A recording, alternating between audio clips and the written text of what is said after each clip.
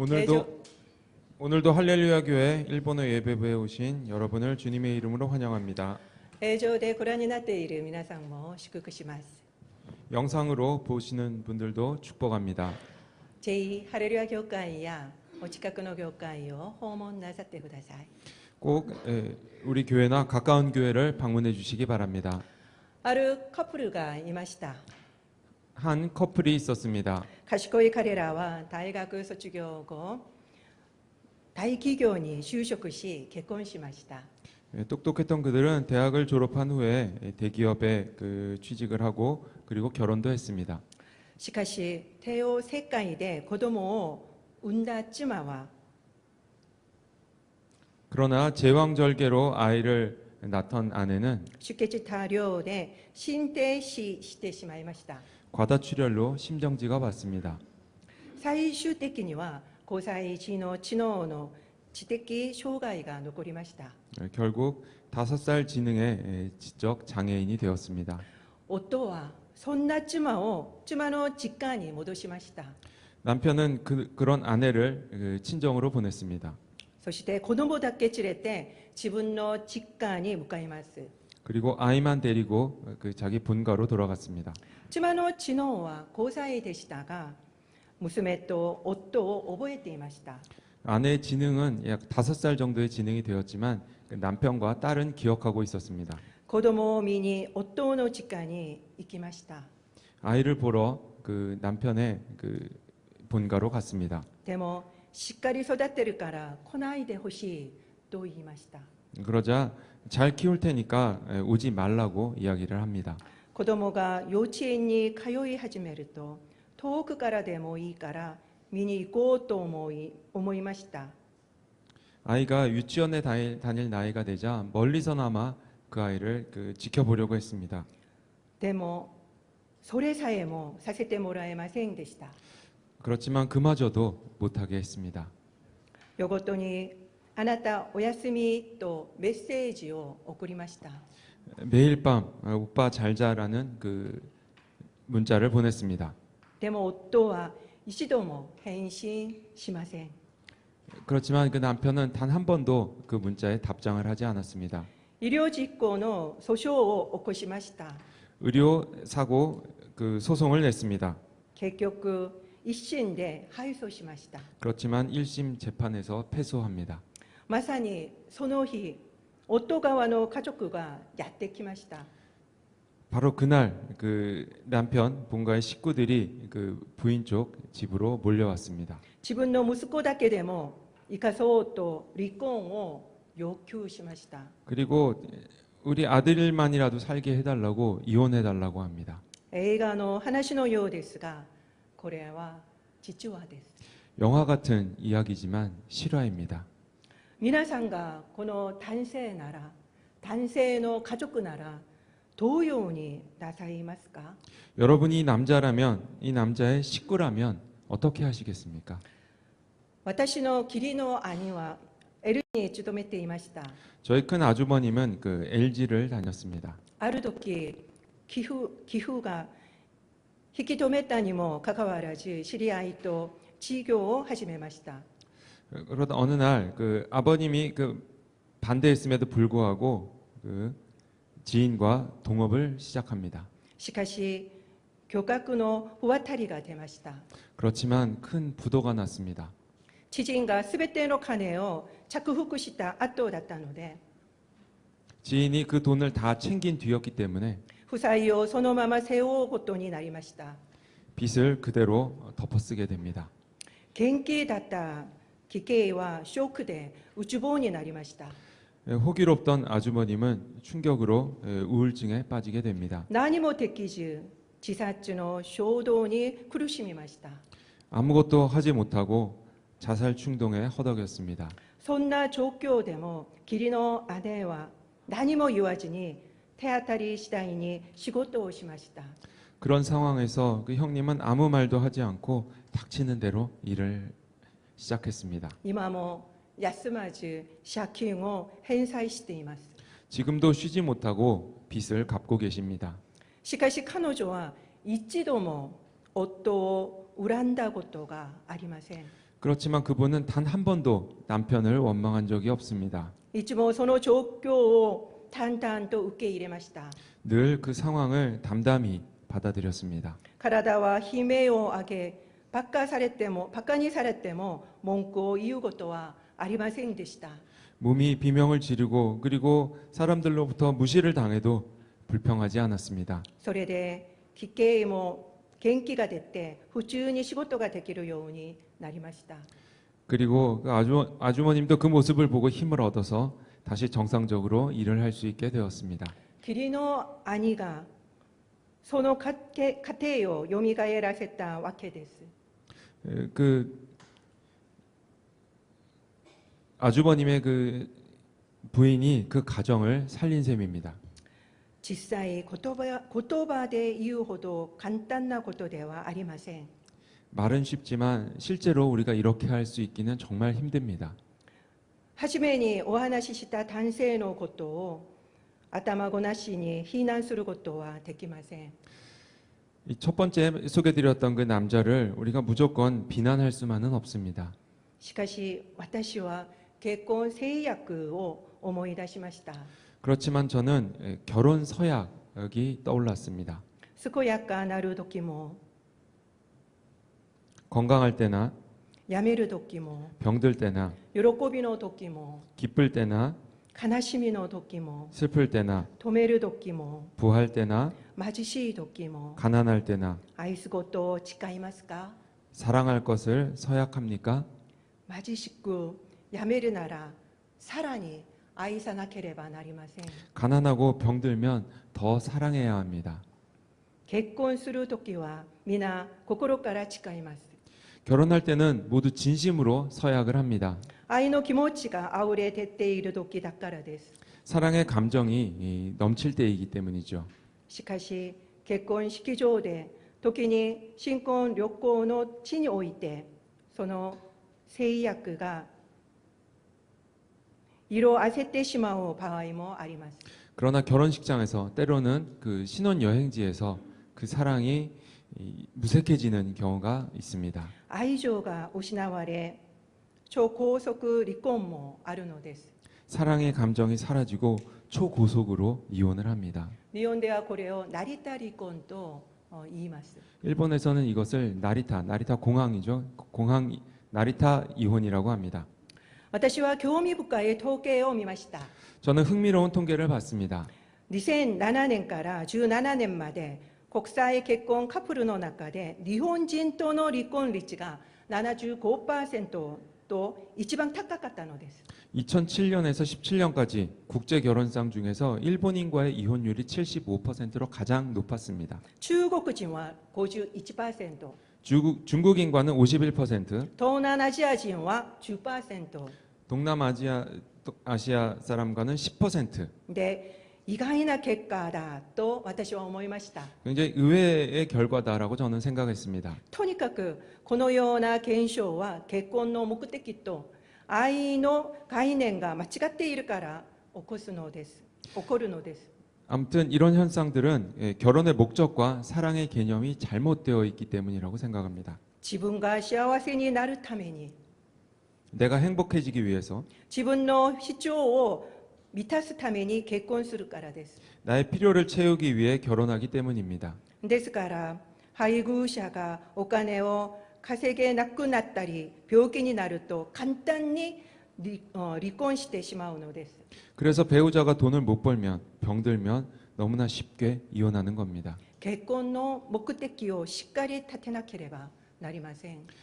결혼의 목적을 제대로 세워야 합니다. 今日の本文は御霊の実で有名な箇所です。 오늘 본문은 성령의 열매로 유명한 곳입니다. 御霊の実を19節から21節に出てくる陸の技と対しています。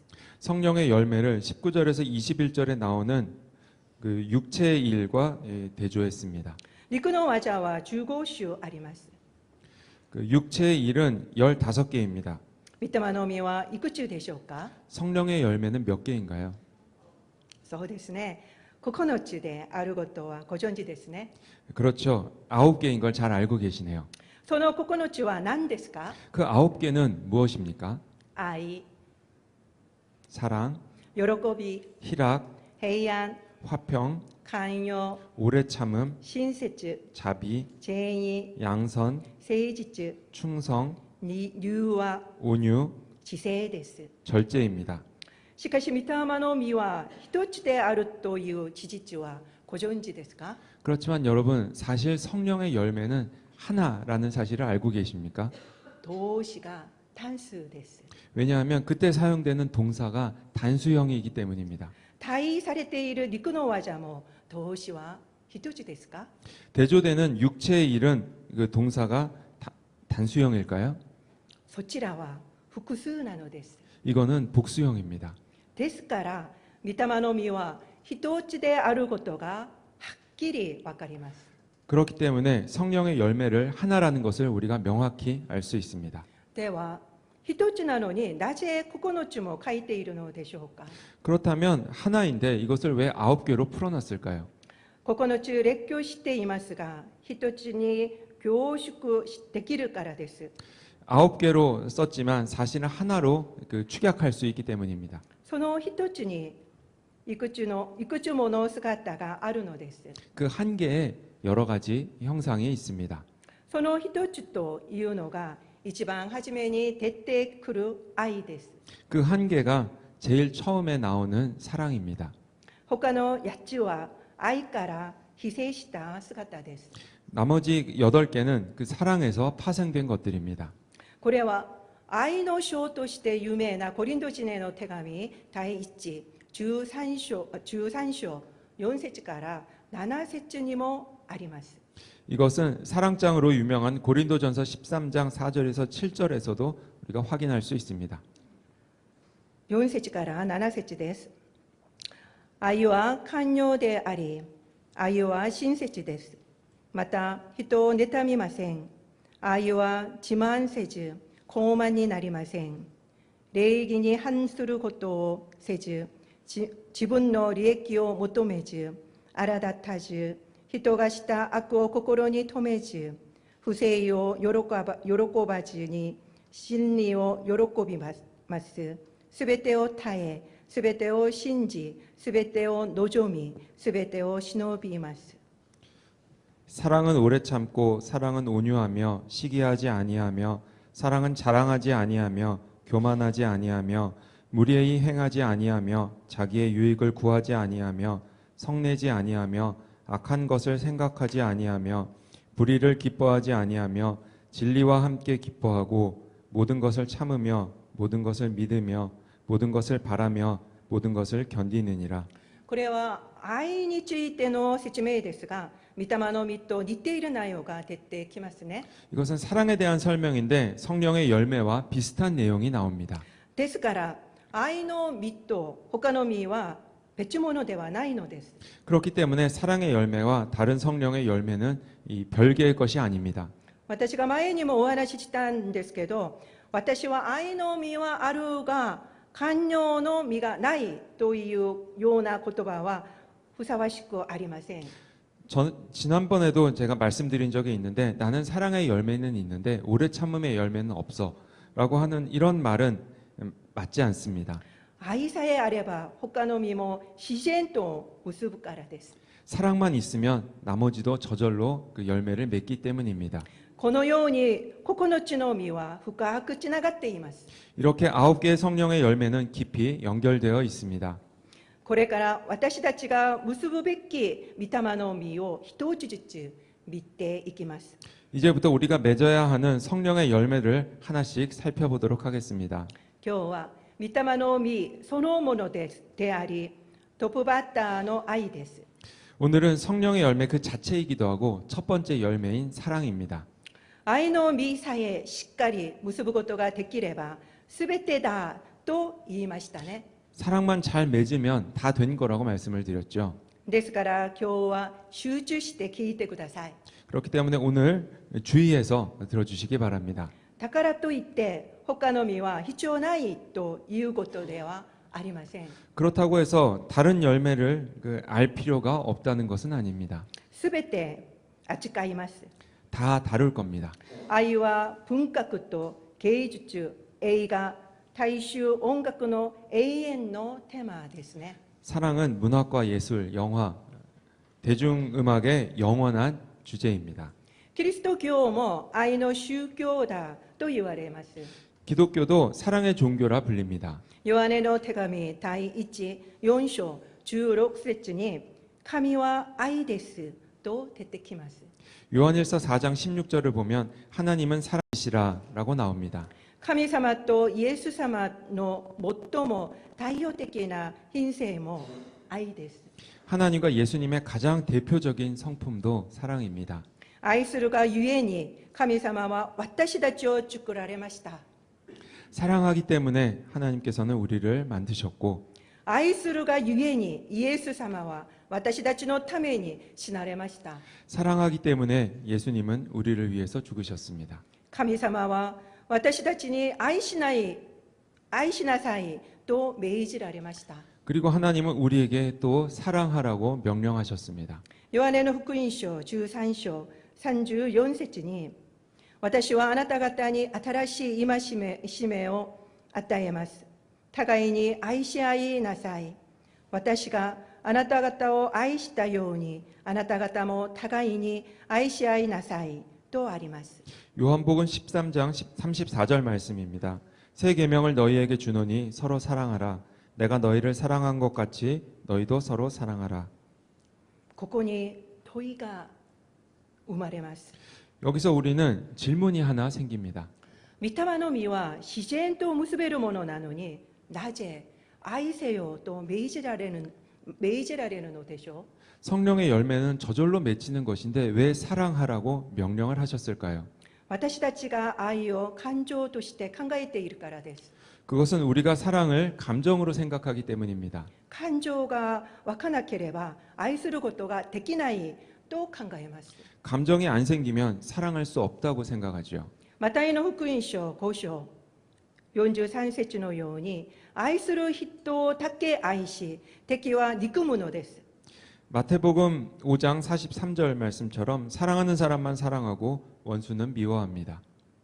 43節です。あなたの隣人を愛し、あなたの敵を憎めと言われていたのをあなた方は聞いています。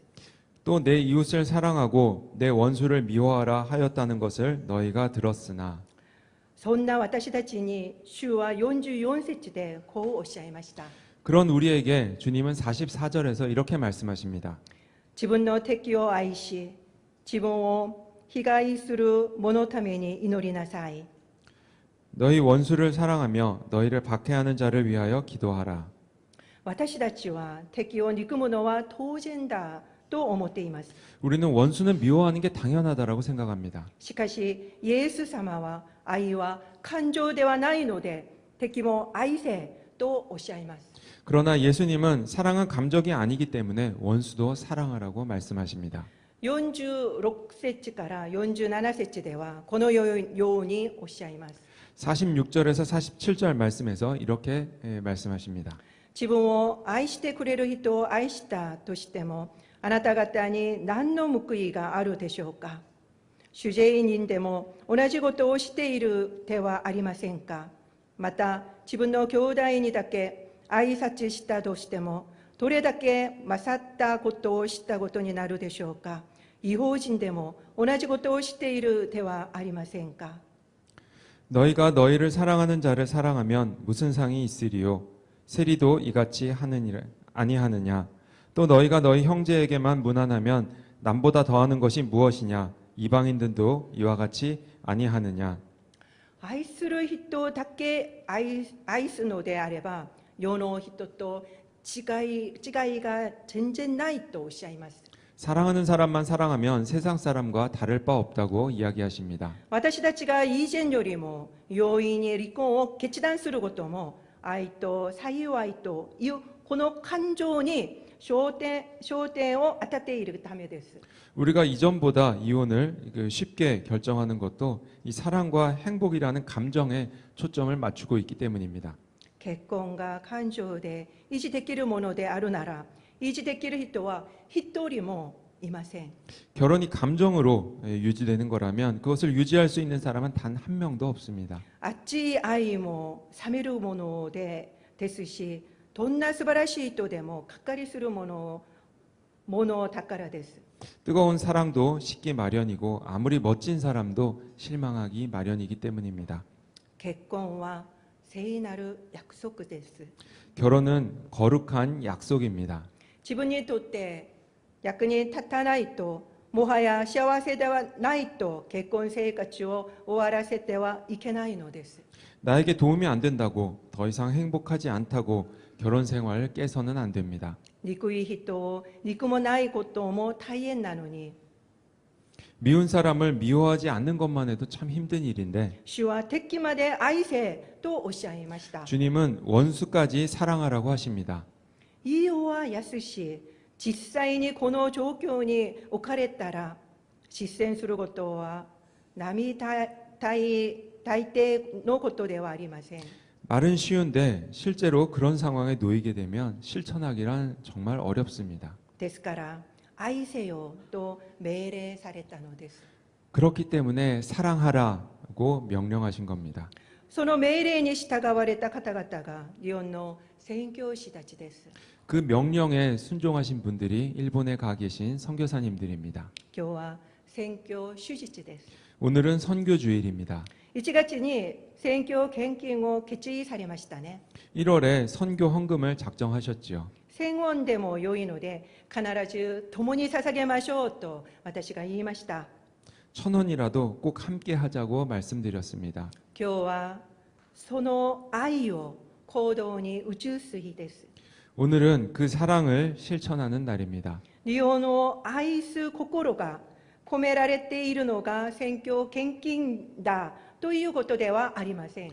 일본은 사랑하는 그 마음이 있어야만 해서 드리는 것이 꼭 선교 헌금이라고만은 생각지 않습니다. 愛せよという御言葉に従い、愛を宣言し、愛の行動を起こすのです。